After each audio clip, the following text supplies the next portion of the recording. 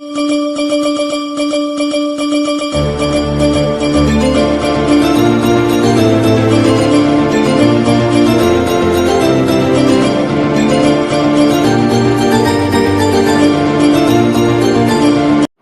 Today channel के सभी दर्शकों को राकेश थपलियाल का प्यार भरा नमस्कार।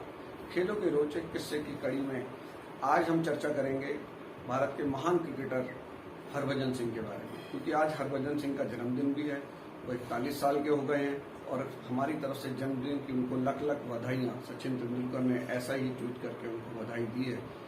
और इसके साथ साथ आज हरभजन को अपने जन्मदिन पे एक बहुत ज़बरदस्त तोहफा सोशल मीडिया में मिल रहा है कि वो बॉलीवुड की एक फिल्म फ्रेंडशिप में काम करने की उनकी घोषणा हुई है। उसके वीडियो रिलीज हुआ है, उसकी फोटोग्राफ्स आ रही हैं बहुत ज़बरदस्त और लोग बड़ा पसंद कर रहे हैं और ये चीज़ पूरी ट्रेंड कर रही है सोशल मीडिया के अंदर।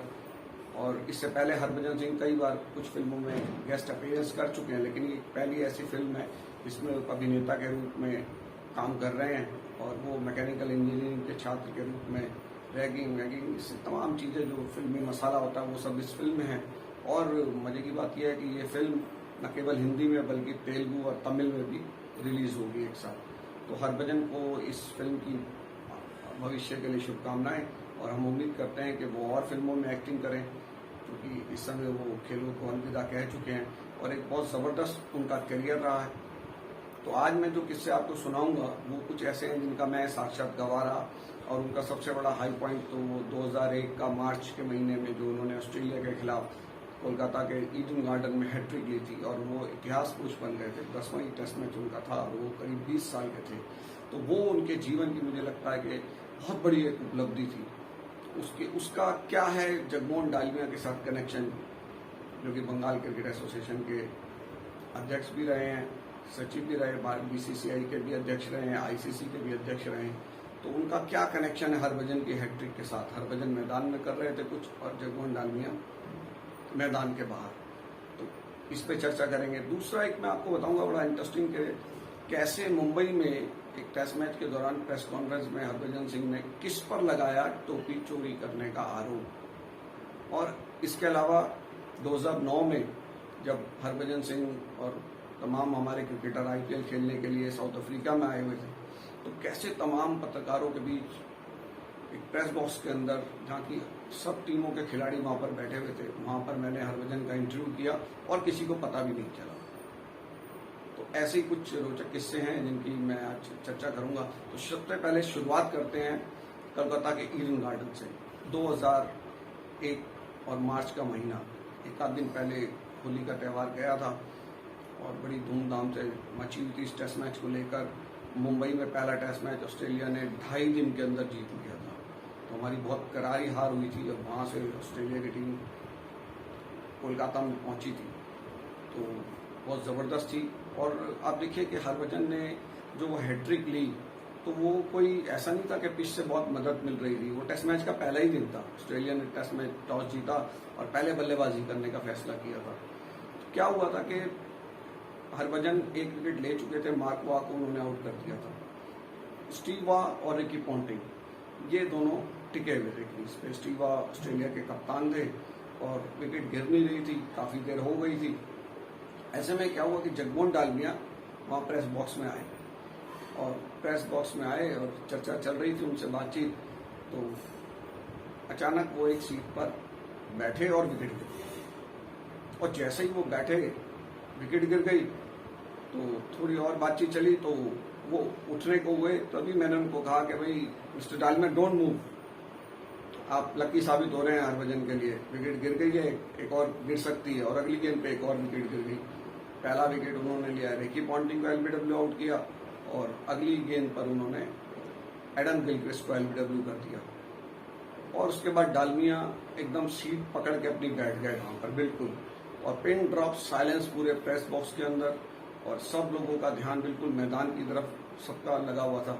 और तीसरी गेंद, मतलब हरभजन की उस ओवर की वो चौथी गेंद थी, दूसरी तीसरी गेंद पे उन्होंने रिकी पॉन्टिंग और एडम गिलक्रिस्ट को आउट कर दिया था। चौथी गेंद सीधा लो फुल टॉस और वो लगी शेन वॉर्न के बिल्कुल बैट के टो पर, और फॉरवर्ड शॉट लेग पे खड़े सदगोपन रमेश ने वो शानदार कैच जो लपका, तो हरभजन तो उछल पड़े बड़ी खुशी से। पूरा स्टेडियम लगभग 70-80 हज़ार से ऊपर वहाँ पर दर्शक मौजूद थे और पूरा शोर मच गया। लेकिन अंपायर SK बंसल थे, उन्होंने एकदम से रिप्ले का इशारा कर दिया।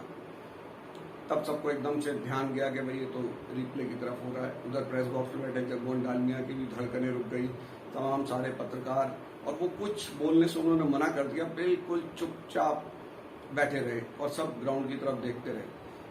अंपायर को शायद क्या डाउट था कि बॉल बैट से लग के जमीन पे छू के गई है या सदगोपन रमेश ने कैच को क्लीन पकड़ा है कि नहीं पकड़ा, क्योंकि डाइविंग कैच उन्होंने अपने राइट हैंड की तरफ डाइव लगाते हुए वो कैच पकड़ा था और लो कैच था, वो गेंद विकेट के पीछे की तरफ जा रही थी और वहां पर उन्होंने वो बहुत ही शानदार कैच पकड़ा था। मुझे लगता है कि हरभजन सिंह हमेशा उनके कर्जदार रहेंगे। सदगोपन रमेश ने जिस तरह से वो कैच पकड़ा था उस मोमेंट में, वो चीज़ें कोई बहुत आसान नहीं थी। जब 80 हज़ार से ऊपर दर्शक बैठा हुआ हो, उनका शोर शराबा मच रहा हो और आपका गेंदबाज हैट्रिक लेने के कगार पर हो, तो मुझे लगता है कि शायद सारी जिंदगी हरभजन सिंह को सदगोपन रमेश का उसके लिए कर्जदार रहना ही पड़ेगा कि उन्होंने उनको इतिहास पुरुष बनने में मदद की। और जैसे ही रिप्ले पे ये दिखाया गया, रेड लाइट जली कि भाई वो आउट है शेन वॉर्न, तो शेन वॉर्न तो बहुत ज़बरदस्त निराश हो गए और दूसरे एंड पे खड़े स्टीव वॉ सारा तमाशा जो है वो देख रहे थे अपनी आंखों के आगे।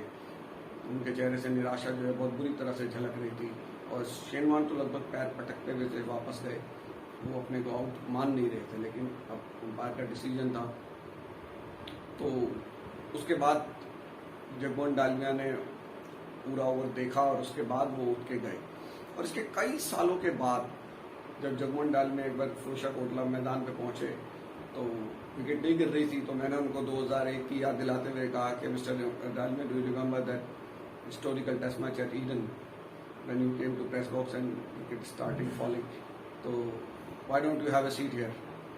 तो डालमिया साहब ने कहा कि no, this is not Eden Garden, so that magic will not work here. तो जगमोहन डालमिया ऐसे प्रशासक थे कि जिनको आप प्यार मोहब्बत से आप कुछ भी कह सकते थे, वो उसको बड़े स्पोर्टिंगली लेते थे। तो हरभजन सिंह उस टेस्ट मैच के साथ ही इतिहास का हिस्सा बन गए। भारत में आज तक तब तक किसी भी क्रिकेटर ने हैट्रिक नहीं ली थी।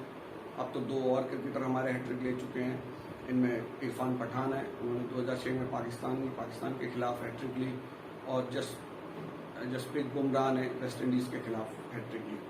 तो अब 2 और क्रिकेटर हमारे पास हैं कि जो हैट्रिक ले चुके। लेकिन उस समय हरभजन सिंह पहले ऐसे टेस्ट क्रिकेटर थे जिन्होंने टेस्ट क्रिकेट के अंदर हैट्रिक ली। तो ये बहुत बड़ी उपलब्धि उनके साथ 20 साल की उम्र में जुड़ गई और वो भी उनका सिर्फ 10वां टेस्ट मैच था। तो आज जब मैं उस चीज़ को याद करता हूँ तो वो सारा का सारा मंजर मेरी आंखों के सामने वहाँ पर घूम जाता है कि कैसे फॉलो ऑन खेलने के बाद हमारी टीम ने उनको हराया था। पहली इनिंग में हमारी टीम 171 रन पे आउट हो गई, आप सोचिए, और जीते भी हम मैच 171 रन से।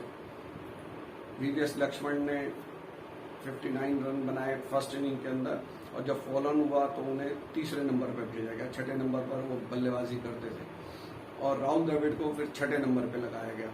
इसको लेके बड़ी विवाद भी हुआ कि VVS लक्ष्मण को कैसे राहुल द्रविड़ की जगह पे भेज दिया गया। लेकिन दोनों ने ऐतिहासिक साझेदारी की और 180 रन राहुल द्रविड़ ने बनाए थे, 281 रन VVS लक्ष्मण ने बनाए, और सुनील गावस्कर साहब का रिकॉर्ड 236 रनों का तोड़ा था।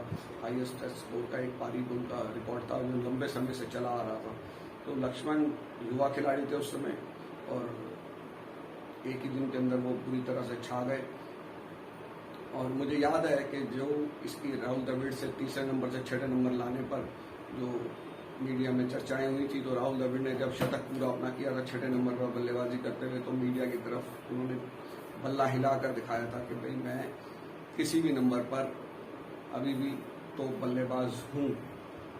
लेकिन बड़ी दिलचस्प बात है कि हरभजन सिंह ने उस टेस्ट मैच में पहली पारी में 7 विकेट लिए, हालांकि रन उन्होंने 123 दे दिए थे। दूसरी पारी में भी उन्होंने 6 विकेट लिए, शायद 73-74 रन उन्होंने दिए थे सेकेंड इनिंग में, और 13 विकेट लेने के बाद, जिसमें ऐतिहासिक हैट्रिक भी है, लेकिन फिर भी man of the match Harbhajan Singh नहीं बने। मैन ऑफ द मैच का अवार्ड दिया गया VVS लक्ष्मण को, क्योंकि ये माना गया कि उनकी जो वो 281 रन की पारी थी और पहली पारी में जो 59 रन उन्होंने बनाए थे, वो जो है मैच में एक टर्निंग पॉइंट साबित हुई और उन्होंने जीत में बड़ी भूमिका निभाई है। तो मुझे याद है कि मैच रेफरी कैन स्मिथ ने हरभजन सिंह को मैन ऑफ द मैच जब अनाउंस किया था, तो कुछ लोगों को शायद उम्मीद थी कि भाई हरभजन को भी मिल जाए, लेकिन हमारे देश में आप देखेंगे तो गेंदबाजों को मैन ऑफ द मैच के अवार्ड बहुत कम ही मिले हैं। अब एक और किस्सा मैं आपको सुनाता हूँ। हरभजन सिंह इसके बाद टेस्ट क्रिकेट में छा गए। उस पूरी सीरीज में 3 टेस्ट मैच में उन्होंने 32 विकेट लिए थे, तो बहुत ज़बरदस्त उनका प्रदर्शन था। उसके बाद शायद 2003 की बात है, मुंबई में एक टेस्ट मैच था। हरभजन सिंह ने शायद कुछ परफॉर्म किया होगा, तो वो आए वहाँ पर और प्रेस कॉन्फ्रेंस के लिए बैठे और अचानक उनको पता नहीं क्या, उन्होंने कहा भाई मेरी टोपी चोरी हो गई, कोई रूम से नहीं जाएगा, दरवाजा बंद कर दो, कोई रूम से बाहर नहीं जाएगा, कोई बाहर नहीं जाएगा। तो सारे पत्रकार जो है असमंजस में फंस गए कि भाई ये क्या हो गया, यहाँ तो पत्रकार, फोटोग्राफर और वीडियोग्राफर यही मौजूद हैं और हरभजन सिंह ये क्या कह रहे हैं कि भाई मेरी टोपी चोरी हो गई। इसका मतलब आरोप सीधा सीधा पत्रकारों के ऊपर, फोटोग्राफर्स के ऊपर, वीडियोग्राफर्स के ऊपर। तो सब बड़े असमंजस में थे। ऐसे में 1-2 वीडियोग्राफर ने उनको वीडियो दिखानी शुरू की कि भाई आप इसमें देख सकते हो। उनको बताया गया कि शायद आप टोपी लेकर आए ही नहीं। अब वो उनकी टेस्ट कैप थी तो वो उसको खोना नहीं चाहते थे किसी भी कीमत पे। तो हड़बड़ी में उन्होंने कह दिया कि भाई कमरे के दरवाजे से कोई बाहर नहीं जाएगा, दरवाजा बंद कर दो, किसी को बाहर नहीं जाने देना, कोई बाहर नहीं जाएगा। फिर उनके साथ आए हुए जो मैनेजर थे वो ड्रेसिंग रूम की तरफ गए, उन्होंने वहाँ चेक किया जाके, तो हरभजन की टोपी वहाँ पर मिल गई। तो उसके बाद फिर प्रेस कॉन्फ्रेंस शुरू हुई, लेकिन पत्रकारों के दिलों में उस दिन थोड़ी सी तीस थी कि भाई हरभजन ने उनके ऊपर एक तरह से ये आरोप लगाया। इस आरोप में उनको बांध के रखा, कुछ थोड़ी ही देर सही, लेकिन वो आरोप उनके ऊपर रहा, तो इससे थोड़ी सी निराशा पत्रकारों में रही। और 2008 का जैसे आप जानते हैं कि ऑस्ट्रेलिया में जो सीरीज हुई थी हमारी टेस्ट सीरीज, वहाँ पर जो वो मंकी गेट कांड हुआ था, एंड्रू साइमंड्स को उन्होंने मंकी कहा था कि क्या कहा था, इसको लेके बड़ा विवाद हुआ, उनके ऊपर नस्लीय टिप्पणी के आरोप लगे। तो मुझे ध्यान है कि वो सब झगड़ा चल रहा था। चेतन चौहान साहब हमारे टीम के मैनेजर बन के वहाँ टीम के साथ थे, तो बहुत जबरदस्त इस पे विवाद चला। और यहाँ पर जो बीसीसीआई के अधिकारी थे वो भी रात भर परेशान रहते थे।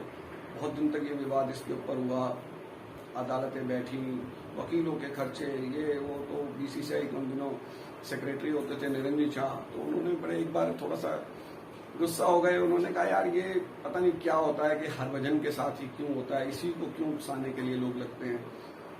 तो कुछ तो इसमें भी होगी बात जो इसको उकसाते हैं और ये उकसाने में आ जाता है। इसको ये पता नहीं हमारी रातों की नींद उड़ गई है, लाखों रुपया इसके ऊपर खर्च हो रहा है, क्योंकि हरभजन को बचाना भी है।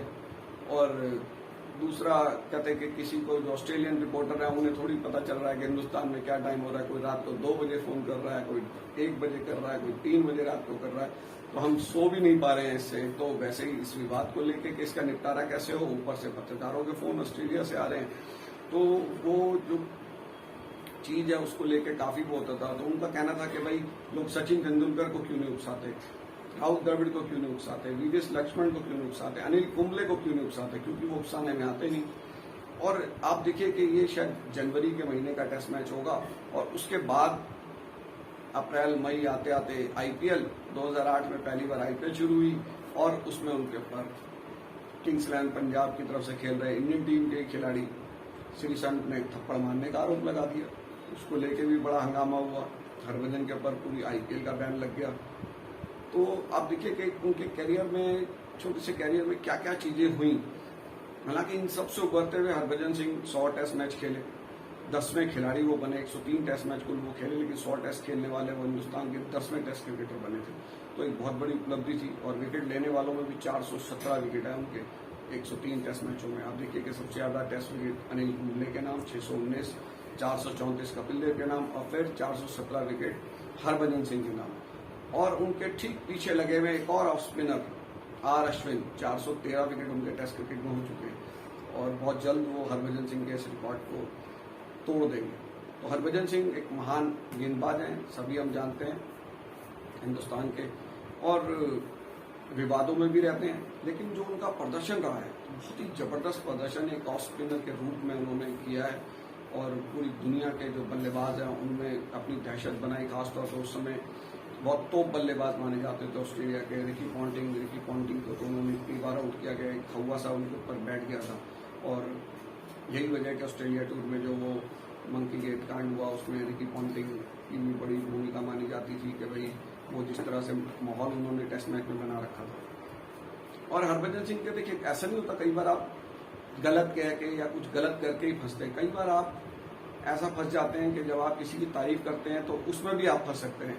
तो इसका आपको एक किस्सा सुना था। मोहाली में एक मैच था, मैच से पहले दिन प्रेस कॉन्फ्रेंस में हिंदुस्तान के कप्तान ने हरभजन सिंह को भेज दिया मीडिया से बात करने के लिए। हरभजन सिंह आए और उसमें हमारे जो लेफ्ट आर्म स्पिनर हैं मुरली कार्तिक, उनकी टीम में वापसी हुई थी। तो हरभजन सिंह ने उनकी तारीफ करते हुए कहा कि मुरली कार्तिक बड़े अच्छे लेफ्ट आर्म स्पिनर हैं और वो जब भी इंडिया टीम के लिए खेले उन्होंने बहुत अच्छा प्रदर्शन किया। इस पर उन्होंने काफी जोर दिया कि वो जब भी इंडिया के लिए खेले उन्होंने बहुत अच्छा प्रदर्शन किया। तो मुरली कार्तिक की बहुत तारीफ थी। तो ऐसे में मैंने उनसे सवाल पूछा कि भाई अगर आप कह रहे हैं कि मुरली कार्तिक जब भी हिंदुस्तान के लिए खेले हैं उन्होंने बहुत अच्छा प्रदर्शन किया, तो फिर वो बार बार टीम से बाहर क्यों होते रहे? अब ये सवाल सुनने के बाद हरभजन सिंह ने एकदम हाथ जोड़ दिया और बोला जी इसका जवाब मुझसे मैं नहीं दे सकता, इसके लिए तो आप सिलेक्टर से पूछिए। तो उन्हें लगा कि यार मैंने तो मुरली कार्तिक की तारीफ की और तारीफ में भी जो है पत्रकार ने मेरे को फंसा दिया। तो जब वो प्रेस कॉन्फ्रेंस से बाहर जा रहे थे तो कुछ यही उनका अंदाज था कहने का कि भाई मैं तो तारीफ करके भी जो है यहाँ पर फंसने वाली मेरी बात हो गई थी। अब 2009 की आपको बताता हूँ कि आईपीएल शिफ्ट हो गई थी साउथ अफ्रीका के अंदर और वहाँ पर केप टाउन में ओपनिंग सेरेमनी चल रही थी और सारे जो ये क्रिकेटर हैं जितनी भी पार्टिसिपेटिंग टीम जिनके कप्तान तो शायद ग्राउंड में थे, बाकी सारे प्लेयर्स जो है वो मीडिया बॉक्स में आ गए। केप टाउन के स्टेडियम के अंदर बहुत बड़ा मीडिया बॉक्स था। तो सारे क्रिकेटर वहाँ आके अपने अपने कुछ सीटों पे बैठ गए, कुछ पीछे खड़े हो गए, कुछ सीढ़ियों पे बैठ गए, ऐसे करके। तो हरभजन सिंह आए और मेरे साथ वाली सीट पर मेरा बैग रखा था। तो हरभजन सिंह वहाँ खड़े थे तो मैंने उनको ऑफर की सीट पे आ जाओ इधर बैठ जाओ, मैं बैग हटा लेता हूँ। तो हरभजन ने कहा नहीं सर ठीक है, और वो मेरे बिल्कुल ठीक सीट के साथ नीचे जमीन पे बैठ गए और कुछ अपना एनर्जी ड्रिंक्स पी रहे थे। तो और मैं लैपटॉप पे मैं कुछ काम कर रहा था, रिपोर्ट लिख रहा था कुछ। तो मैंने हरभजन से पूछा कि भाई can we do a interview, और हरभजन ने कहा ठीक है आप पूछो। जैसे लगता ना हरभजन बहुत मुश्किल है, लेकिन मैंने जब भी उनसे बात की, आप देखेंगे जिसने भी उनसे बात की तो बहुत आसान और सीधे साधे जैसे पंजाब के खिलाड़ी होते हैं वो उस टाइप के एकदम बिल्कुल वैसे ही हैं। तो मैंने उनसे जैसे ही कहा कि इंटरव्यू करें तो उन्होंने कहा हाँ बिल्कुल आप पूछो। मैं सवाल पूछता रहा, हरभजन जवाब देते रहे और मैं लैपटॉप पे नोट करता रहा। मैंने डायरी और पेन पे नोट नहीं किया क्योंकि मुझे पता था कि वहाँ आसपास सारे पत्रकार बैठे हुए हैं। अगर उनको ये पता लग जाएगा कि हरभजन का ये बात कर रहा है तो वो लोग भी वहाँ पर आ जाएंगे, तो जो वो इंटरव्यू की एक एक्सक्लूसिविटी है वो नहीं रह पाएगी। तो मैं हरभजन से एक सवाल करता था, उसके बाद वो जवाब देते थे और मैं लिखता रहता था और वो साथ साथ एनर्जी ड्रिंक पीते जा रहे थे। तो किसी को जरा भी शक नहीं हुआ कि भाई ये इंटरव्यू चल रहा है या क्या हुआ। वो तो जब हिंदुस्तान टाइम्स में उन दिनों में हिंदुस्तान अखबार में था तो हिंदी में भी छपा और इंग्लिश के में भी मेरी स्टोरी छपती थी। तो एसटी में जब छपा के भाई एसटी एक्सक्लूसिव करके हरभजन सिंह का इंटरव्यू, तो अगले दिन सारे पत्रकार चौंके हुए। उन्होंने कहा ये इंटरव्यू कब हो गया? तो फिर जब मैंने बताया कि भाई उस समय वहाँ हरभजन में आया हुआ था, वहाँ बैठ के वैसे हो गया इंटरव्यू उसका, तो सबने बड़ा आश्चर्य किया कि यार तो पता ही नहीं चला कि वहाँ तो हम भी बात कर लेते। तो इस तरह की चीजें हरभजन के साथ जुड़ी रही हैं, कई तरह के किस्से हरभजन के साथ चलते हैं। साउथ अफ्रीका की आपको एक और बात बताता हूँ, बड़ी इंटरेस्टिंग है कि कुछ क्रिकेटर एक रेस्टोरेंट में हम खाने के लिए गए थे, तो वहाँ पर हरभजन सिंह भी आए और दो एक और क्रिकेटर साथ में थे उनके। सब कोई चाइनीज रेस्टोरेंट था तो वो खाने का ऑर्डर कर रहे थे। अब वो जो ऑर्डर मेन्यू कार्ड को देख के बता रहे थे और जो वो चाइनीज बंदा जो उस रेस्टोरेंट का मालिक था जो वो सुन के गया वो कुछ और डिश ले आया। अब हरभजन सिंह परेशान हो गए कि यार ये क्या ले आया, हमने क्या बोला था। तो वो जो प्रोनाउंस करने में ना नाम उस डिश का, उसमें थोड़ी सी कहीं ना कहीं मिसअंडरस्टैंडिंग हो रही थी दोनों के बीच में। तो ये हुआ कि भाई इसको वापस करे क्या करे। इतने भाई जहीर खान ने उनको ज्वाइन किया। जहीर खान उस टेबल पे आके बैठे तो जहीर खान ने बड़े मतलब इंटेलिजेंट ढंग से मेन्यू कार्ड उठाया।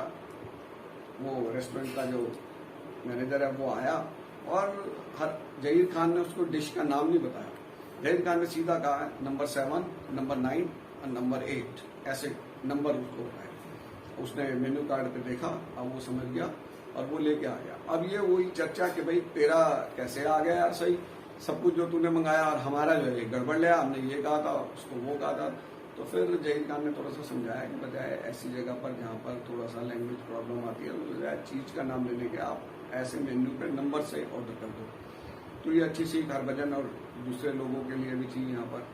तो हरभजन सिंह को एक बार फिर जन्मदिन की बहुत बहुत बधाइयाँ, और हम उम्मीद करते हैं वो 41वें साल में प्रवेश कर गए। आज 41 साल के हो गए हैं, 42वें साल में उनका प्रवेश हो गया है, और वो जीवन में और तरक्की करें, जो भी काम करें उनमें खूब नाम हो, विवाद कम से कम हो, यही हमारी उम्मीद है। और अगर आपको हमारे कार्यक्रम खेलों के रोचक किस्से पसंद आया हो तो आपसे उम्मीद कि आप इस चैनल को सब्सक्राइब करें, लाइक करें, शेयर करें और अपने दोस्तों को भी बोलें कि इसको देखें, ताकि उनको भी इस तरह के रोचक किस्से लगातार देखने को मिलते रहें।